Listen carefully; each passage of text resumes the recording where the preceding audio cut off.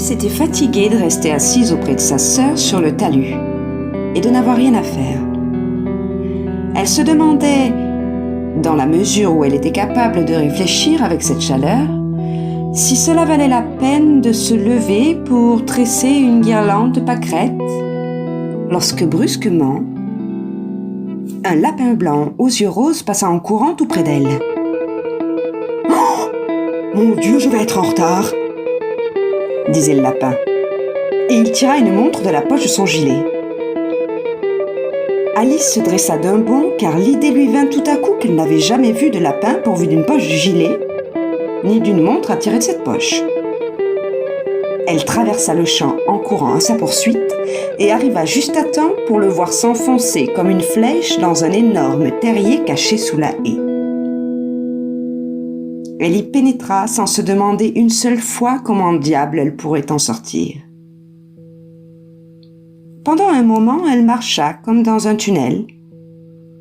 Puis le sol s'abaissa si brusquement qu'Alice tomba dans un puits très profond. Elle essaya de regarder en bas, mais il faisait trop noir.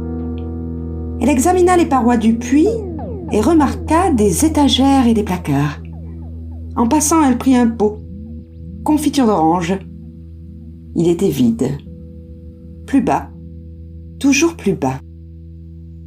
Ma foi, après une chute pareille, ça me sera bien égal de tomber dans l'escalier.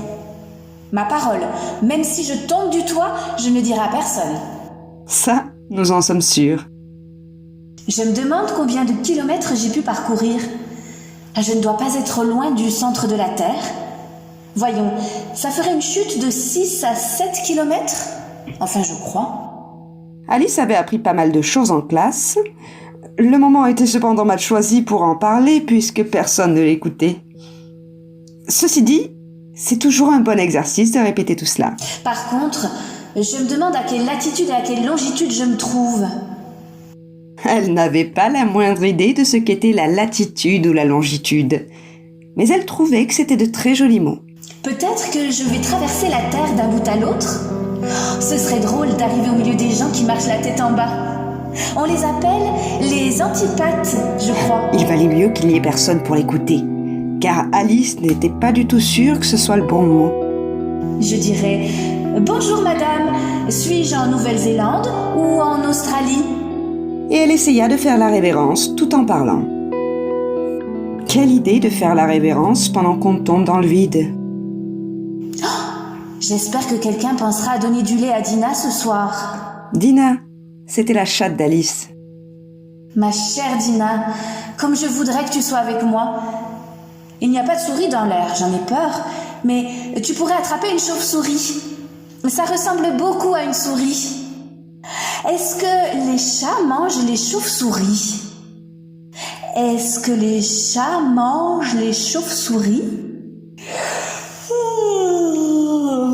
Est-ce que les chats mangent les chauves-souris ? Est-ce que les chauves-souris mangent les chats ? Elle avait atterri sur un tas de feuilles mortes. Devant elle, un long couloir, où elle vit le lapin blanc courir à toute vitesse. Alice courait comme le vent.